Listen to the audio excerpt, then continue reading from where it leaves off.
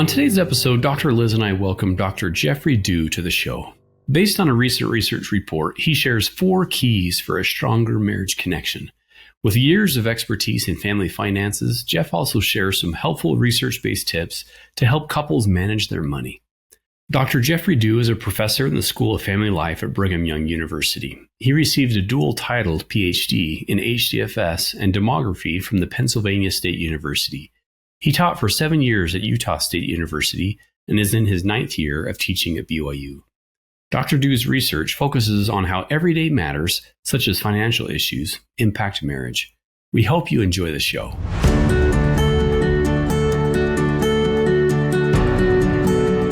Hey there, friends. Welcome to another episode of the Stronger Marriage Connection podcast. I'm Dr. Dave here at Utah State University Extension alongside Dr. Liz Hale, our psychologist and therapist.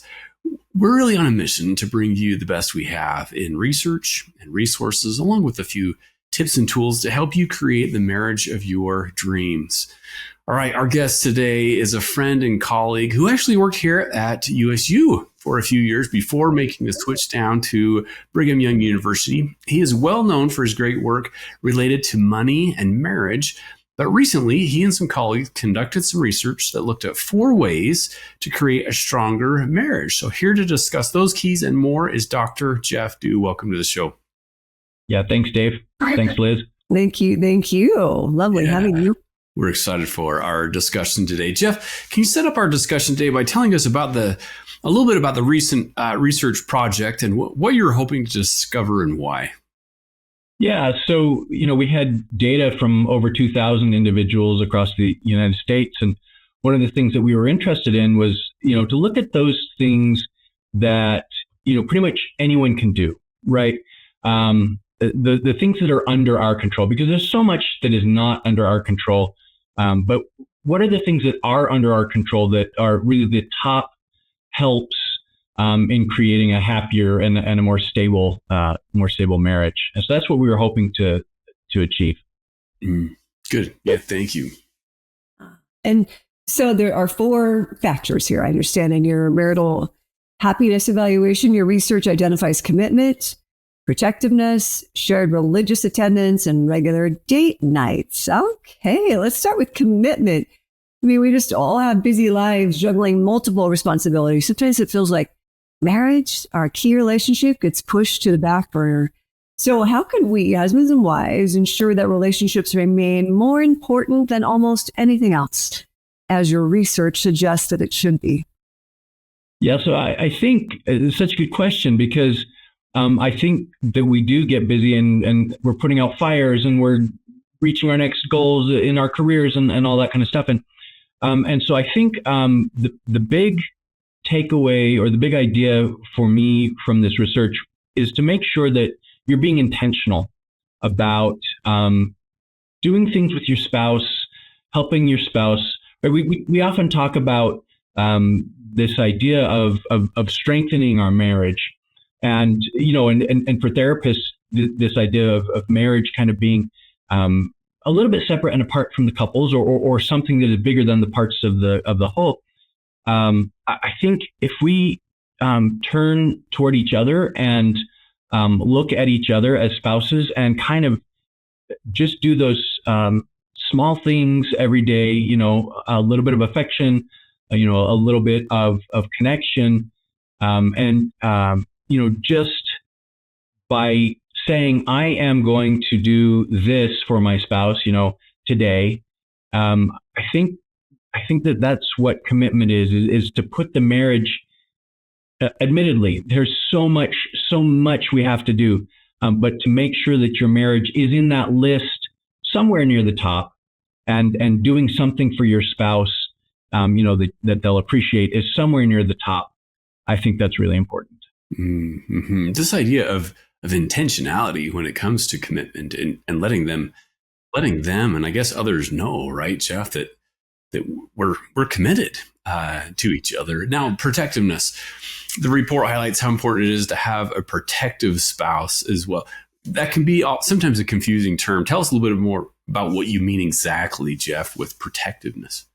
Yeah, so we asked couples to rate their spouse on 10 different attributes, and protectiveness was one of them, and it was just that one word, and we didn't ask anything else about it, and so we were surprised to see that come out, above other things, and so we don't really know what it means.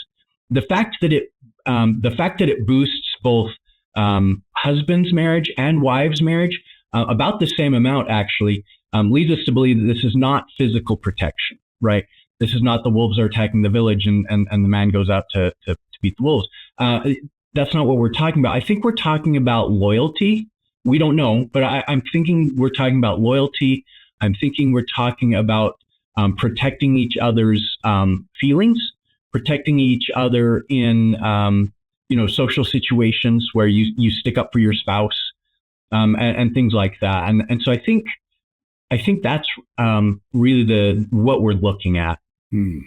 And that seems to resonate even with some of the research that I've done on that we're born with these three needs of safety, satisfaction, and connection. It feels like it is this emotional.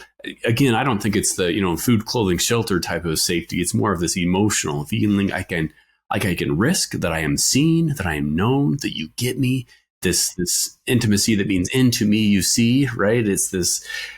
We have something that we need to protect, and that I don't make fun of you, when we're out joking with our friends or that type of protectiveness. So it is maybe a little bit difficult to really understand why people chose that one. But I think it's an interesting one that I'm a little bit surprised as well. But maybe it's some of that. Liz, what are your thoughts when you think of protectiveness? I love this whole thought, right? For sure.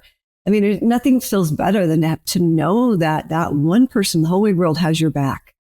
So there is just that protective coating, that no matter what, I've got that one person who's standing for me, even if I'm wrong. Even if whatever is my fault, they're still by my side or have my back. For a woman, what are some specific ways we can communicate that need for protection of our husband? And then how can we in turn show protective behaviors towards him? Would love to know, please, Jeff. Yeah. So this is a hard one because we don't know exactly what it means, but I like what you said, Liz, about always having someone's back, especially or even when you're wrong.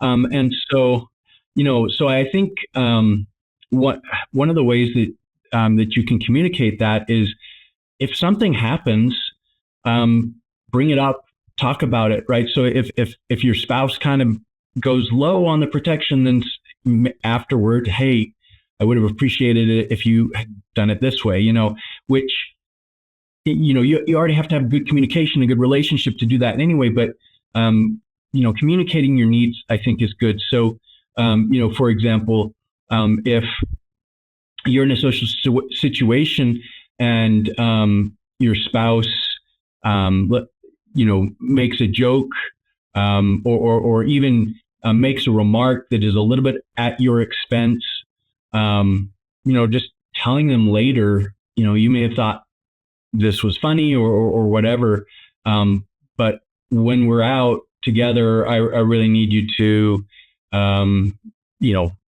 build me up in the eyes of whoever, your colleagues or sure, or whatever. So yeah, I have a story of a friend who he was telling me that his wife was out with some of her friends, and his wife told about the situation where she had been totally wrong, and her friend said, "Oh, and I'll bet your husband just said, oh, I told you so."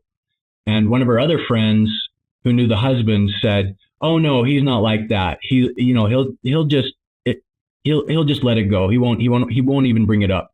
And so I think it's just this desire to be loyal, this desire to really put your spouse, step in front of your spouse so they don't have to take, some of the blame, or even if they're having a hard time and, say they're having a problem with a colleague at work, really supporting them. And even if you think they're totally wrong about the social situation, that is, your supervisor is just so wrong, and things like that. Maybe don't goad them into, telling off their boss or anything like that. But yeah, just really supporting them, being loyal to them, showing them that you're on the same team. Mm-hmm. Yeah, on the same team. I like that. Now, I have another follow-up question with this. Jeff, what are your thoughts on even the protectiveness from children? Let's say, children are being very disrespectful, or teenagers, or going off, or to help us understand what might protection look like in those types of family situations. Yeah. So I think it's just really important to always be presenting a united front as far as what mom and dad think, and as far as what mom and dad want and what the rules are and so forth, which means that mom and dad need to be communicating with each other about family rules and about parenting before, this situation comes up, so that then they can present a united front because they've talked about it before. So again, I think part of it's just intentionality, right? The parents have talked to each other about what we're going to do and things. Yeah. And even in other situations, with in-laws or family parties or get-togethers or Thanksgiving or whatever it is, just knowing that protection, it doesn't need to be this confrontational blow up or anything. Right. But to really know that, hey, I have your back, and, talking that way to her or him is unacceptable. And being there, having someone almost stand up for you in a way when there's situations are tense. Yeah, and I think that is especially important to communicate to your children that, hey, please don't talk about your mother, or please don't talk about your father that way, and give them reasons that are personal. I love him, I love her, and I don't like it when people are disrespect my spouse. So even my kids. Right. And that was actually one of the things, if we wanted to make our dad mad, the easiest way was to talk back to my mom. And so I thought that was always an interesting example to me. Yeah. A great example. Yeah.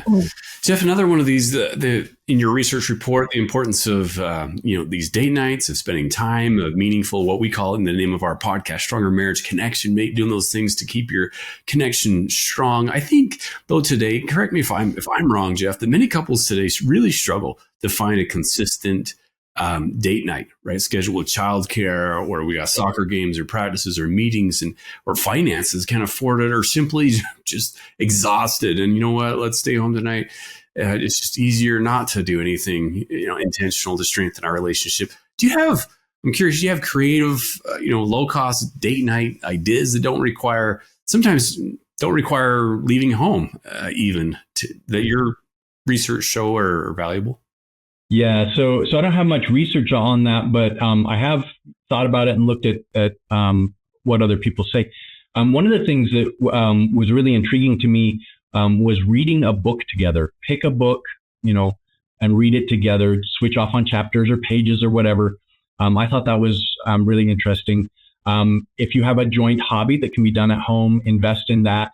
If you don't, pick one, right, that you can do together at home. And, one of the other ones that it's not quite done at home, but just even the walks, the walks and the talks that you take are so just relationally healthy and physically healthy too, right, when it comes to walks.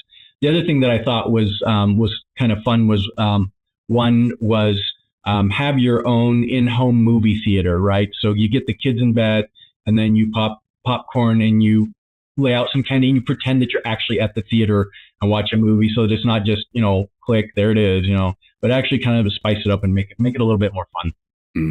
I love that. And I love, you spoke, one that we often do is just go for a walk. So especially now the weather's a little bit better, at least here in Utah, we'll go or walk around and just chat. Good for our hearts, good for our heads. And we could just, chat with each other. Love it. Mm-hmm. We'll be right back after this brief message.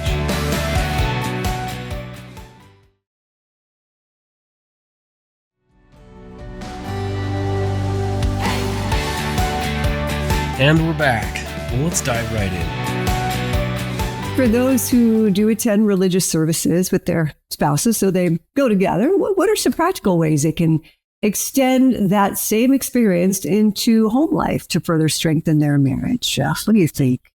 Yeah.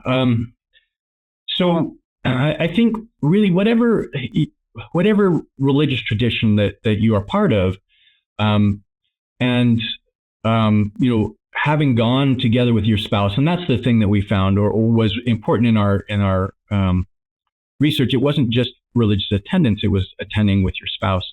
I think to bring that home, right? If you want to even just say you go to religious worship service and you just ask or you talk about the sermon that you heard, right? Or you just talk about some of these other spiritual matters. Again, just make it intentional. And then, of course, there's reading holy texts together, and there's worship or prayer, that can be done together, and even song and music that you can do with your spouse and or with your kids, and just really bring that religious experience into the home. And a lot of times scientists will split it out. They've got the public behaviors, the public religious behaviors, and you've got the private religious behaviors.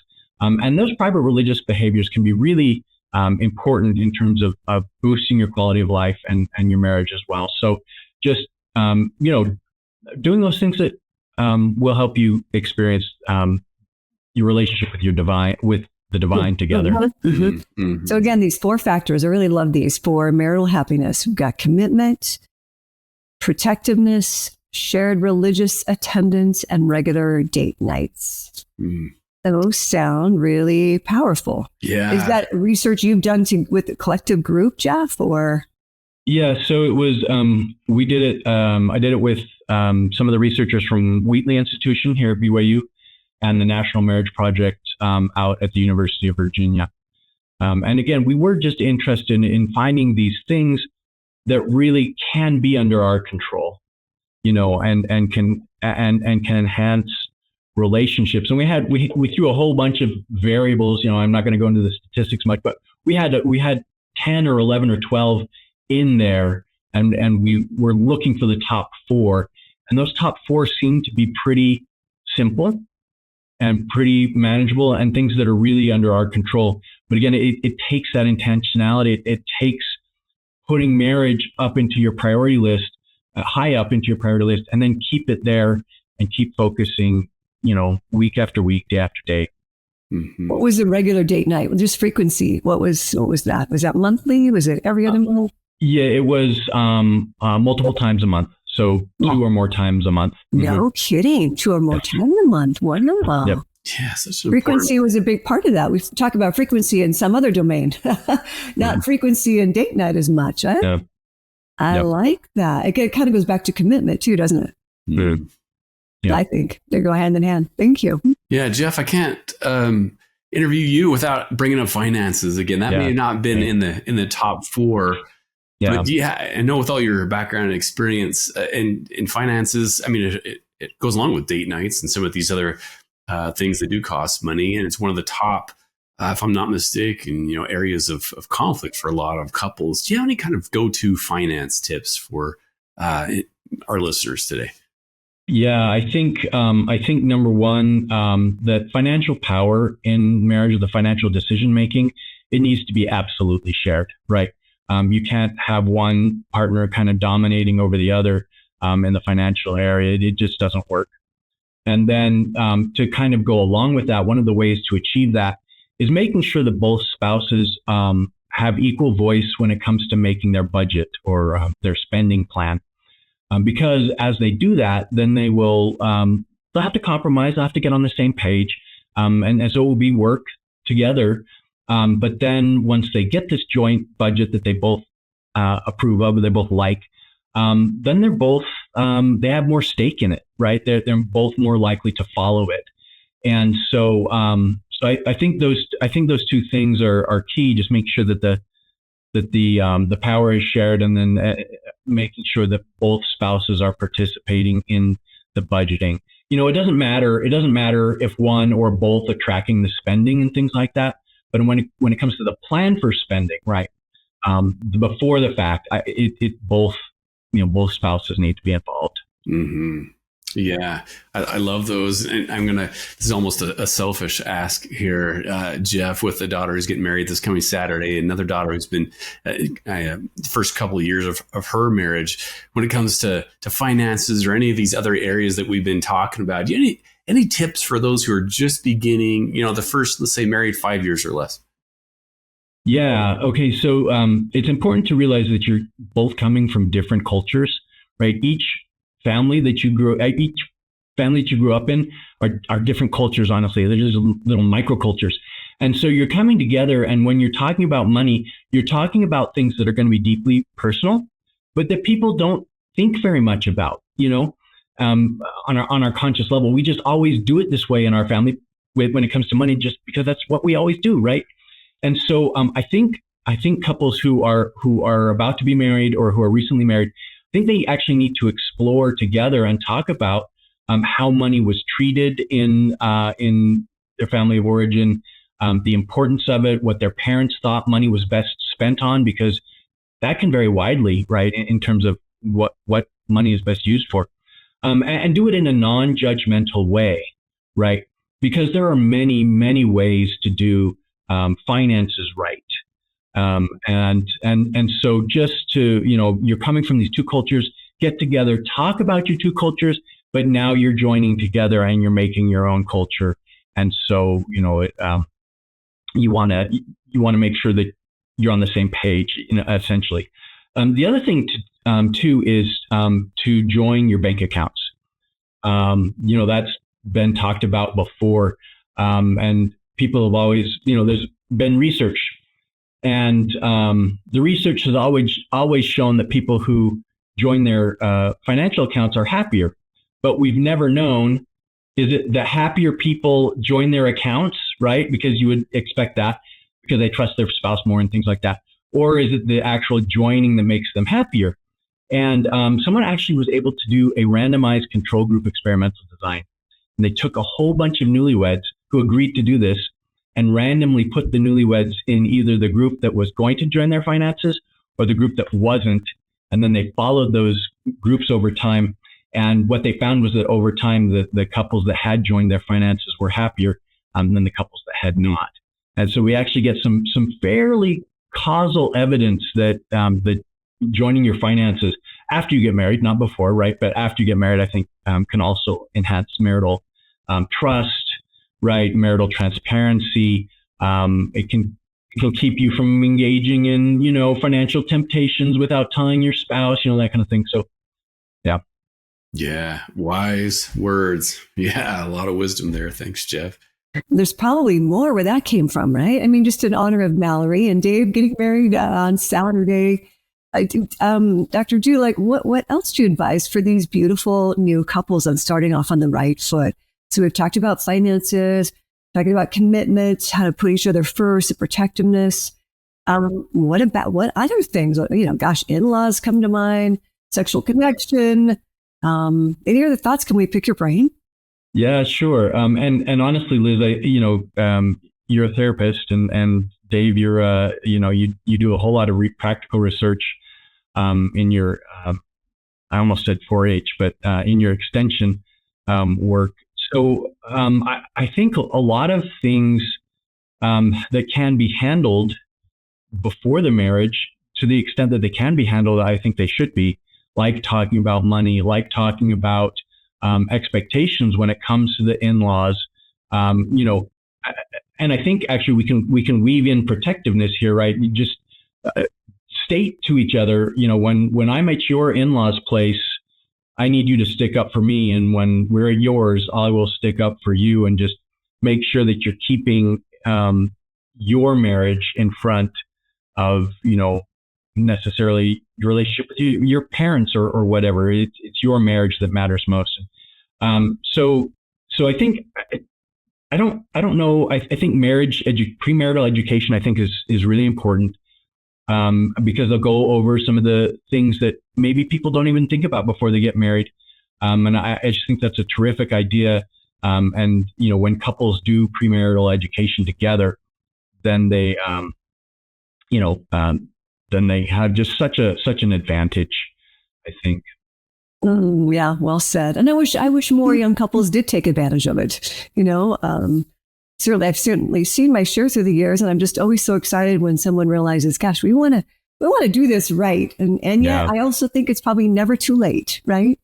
Absolutely. Yeah, absolutely. Well, Dr. Do tell us, where can our listeners go, please? Or maybe I'm jumping ahead, Dave. Forgive me. I am. No, go ahead. Yeah. So I can share the link to our report. It is on the Institute for Family Studies webpage, and it's one of the main reports they've done recently. So I will send the specific link to you that you can share with your listeners, and then they can, maybe you can even put the link with the podcast just so they can find the report. But you bet. I'd love to do that.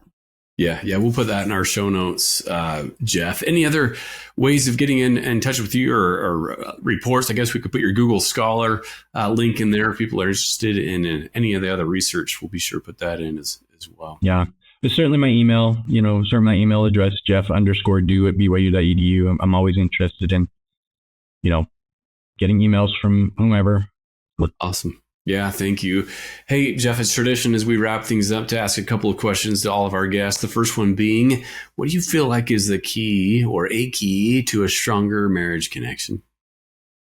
Yeah, I can't emphasize enough how making the marriage not just about the relationship itself, but also focusing on your spouse and accepting them for who they are, and doing things with them, spending time with them, showing them affection, right? We all need to belong, as Dave said, and to just do those little things. My metaphor for marriage is a plant, and it just needs daily sun. It needs some water regularly, and I think marriages just need that, right?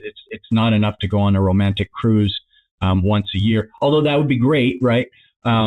It's the little things, it's the reconnection, it's putting your spouse, in the top 3 or 4 or 5 of your priorities. That's just, I think, so important to show, hey, I'm here for you.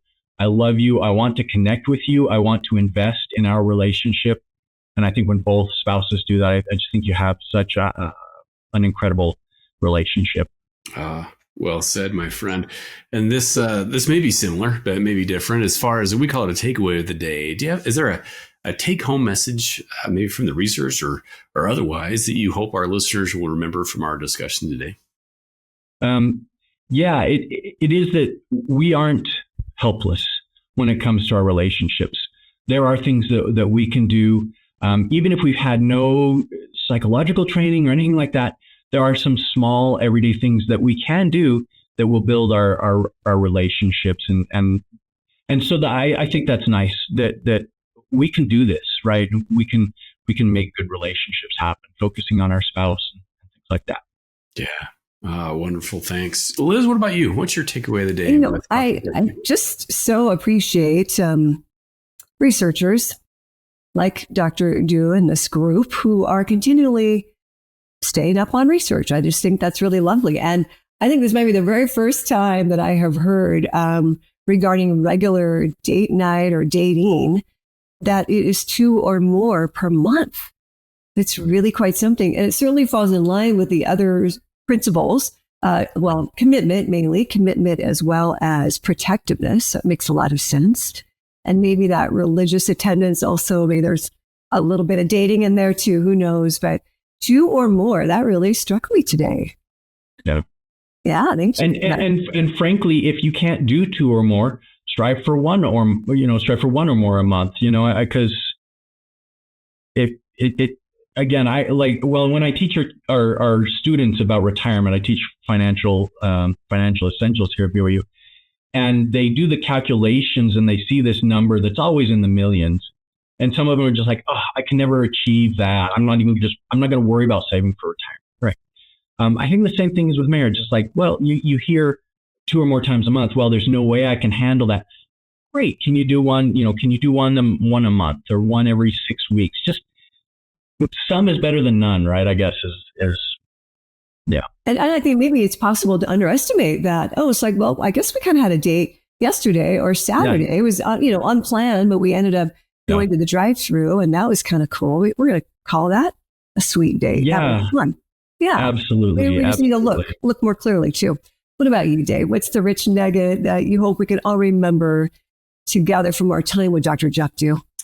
Yeah, Jeff, I hadn't thought about protectiveness. That one still is kind of ringing in my ears as far and what that might mean. And I thought about what that might mean is the emotional protectiveness, or with your kids in their respect, or in-laws, or just with friends. Just this whole idea of this protection. I'm going to protect our relationship, and it means to me like I'm going to make my spouse, my wife, a priority in my life, and not let other things hurt or harm or come, I guess impede kind of on us, and in particular her, that I will be there for her and stand up for her, and we're on the same team. We're in this together. So I thought that was interesting.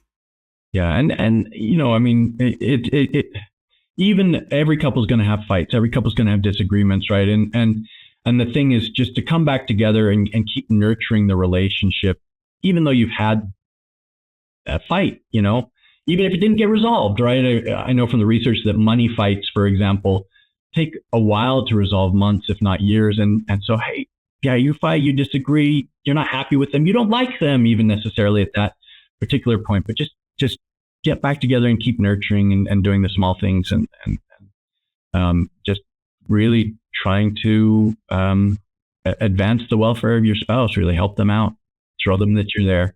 Yeah.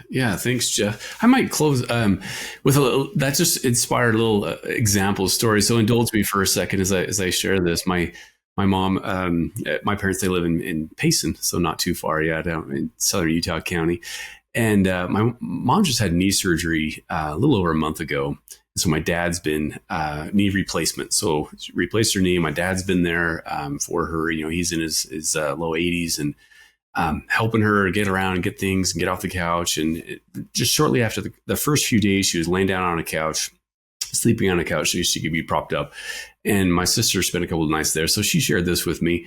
And my dad would he was on the ground next to her, and half of him was underneath the kitchen table, and he's on this little air mattress just in case she needed to get up and help her to the bathroom and things. He could be there for her. And one night the medications were making her, sick, the painkillers. And so she's sitting in the bathroom, and then the tub is right next to the toilet. She throws up. Sorry for being so graphic. She throws up into the toilet, and there's my dad at 3 a.m. helping my mom back to the couch. And then he goes into the bathtub and he's scrubbing it and washing things down, at 80 years old. And I just think, man, that's who I want to be, right? And just caring, the kindness, the concern. He knows she's in pain, but he's going to lay right next to her. And uncomfortable as that is, laying on this, on the kitchen floor, on this living room floor, and then just getting up and helping her and then cleaning up after her. I think, yeah, that's who I want to try to be, is like my parents in their marriage. But it's this outward mindset anyway that our discussion has been about. Yeah, to me, that's a perfect example of commitment, right? Yes. Yeah. He's by her side. Yeah. To the very end, no matter what. Yeah. That she's going through. So I've got your back. I've got your front. I've got the tub. I've got all of it. Yeah. Right? Oh, yeah. That I've got you. Yeah. That I've got you. Well, thanks so much, Jeff Dew, for coming on and sharing so much wisdom with us today. I'm happy to, anytime. All right, friends, that does it for us. We will see you again next time on another episode of the Stronger Marriage Connection podcast. And remember, it's the small things that create a stronger marriage connection. Take good care now. Thanks for joining us today. Hey, do us a favor and take a second to subscribe to our podcast and the Utah Marriage Commission YouTube channel at Utah Marriage Commission, where you can watch this and every episode of the show. Be sure to smash the like button, leave a comment, and share this episode with a friend. You can also follow and interact with us on Instagram at Stronger Marriage Life and Facebook at Stronger Marriage. So be sure to share with us which topics you loved or which guests we should have on the show next. If you want even more resources to improve your marriage or relationship connection, visit strongermarriage.org. where you'll find free workshops, e-courses, in-depth webinars, relationship surveys, and more. Each episode of Stronger Marriage Connection is hosted and sponsored by the Utah Marriage Commission at Utah State University. And finally, a big thanks to our producer, Rex Polanis, and the team at Utah State University, and you, our audience. You make this show possible. The opinions, findings, conclusions, and recommendations expressed in this podcast do not necessarily reflect the views of the Utah Marriage Commission.